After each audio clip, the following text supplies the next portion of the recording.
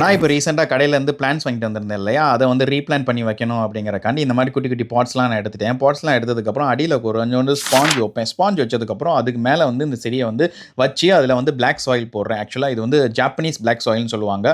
இதுக்கு பற்றி நான் ஏற்கனவே ஒரு வீடியோ பண்ணியிருக்கேன். என்னோட சேனலில் போய் பாருங்கள், தெரியும் உங்களுக்கு. இந்த பிளான்ட் வந்து என்ன அப்படின்னு பார்த்தோம்னா அமேசான் ஸ்வாட் பிளான்ட் அப்படிங்கிறாங்க. இது உள்ளே வச்சோன்னே ஒரு பெரிய வாழை இலை மாதிரி இருக்கும். அதே மாதிரி ஒரு பெரிய கிராஸ் மாதிரியும் இருக்கும். இதோட லைஃப் டைம் வந்து ஓரளவு நல்லா இருக்கு. நான் மற்ற செடிங்களை வச்சிருக்கிறதுக்கும் இந்த செடி வச்சிருக்கிறதுக்கும் இந்த செடி வந்து ஓரளவு நல்லா இருக்குது. ஸோ அதனால் நான் இப்போ மோஸ்ட்லி இந்த ஸ்வாட் பிளான்ட் வந்து எனக்கு 2-3 இது வாங்கிட்டு வந்திருந்தேன். அதில் வந்துட்டு இந்த பிளான்ட் பாருங்கள், அந்த பாட்டுக்கு வெளியவே வர ஆரம்பிச்சிருச்சு அதோட ரூட்ஸ். ஸோ அதனால் என்ன பண்ணிட்டேன், அப்படியே வந்து அதை ரீப்ளான் பண்ணிட்டேன். ஜென்ரலாக என்ன பண்ணுவேன், அந்த பிளாக் கலர் கப்பை வெளியே எடுத்துருவேன். இதில் வந்து வெளியே எடுக்காமே நான் உள்ளே வச்சிட்டேன். ஏன்னா அந்த இது ரூட்ஸ் வந்துட்டு நல்லாவே வெளியே வந்துருச்சு. ஸோ அதனால் வெளியே எடுக்கணுங்கிற அவசியம் வரல. இதோட ஒரு லாங் வீடியோவும் நான் இந்த லிங்க்கில் நான் கொடுக்குறேன். நம்ம சேனலில் போய் பாருங்கள். இந்த பிளான்ஸ்லாம் நான் எப்படி பிளான் பண்ணேன் அப்படிங்கிற லாங் வீடியோவும் இருக்கும். ஸோ அதுக்கும் சப்போர்ட் பண்ணுங்கள். உங்களோட சப்போர்ட்ஸையும் அதில் வந்து கமெண்ட்ஸ் மூலியமா தெரிவிங்க. இந்த மாதிரி ஒரு நேச்சுரல் பிளான்ட்ஸ் நம்ம டேங்க்ல வைக்கிறதுனால நம்ம டேங்க் லுக்கும் நல்லா சூப்பராக இருக்கும். அதே மாதிரி நம்ம டேங்க்ல இருக்கிற ஃபிஷ்ஷுக்கும் ரொம்ப நல்லது. இதுல இருந்து ஆக்சிஜன் நல்லா நிறைய ஜென்ரேட் பண்ணி கொடுக்கும். இதோட லுக்கை பாருங்க, பயங்கரமா மாறிடுச்சு இந்த டேங்க்ல இது வச்சதுக்கு அப்புறம்.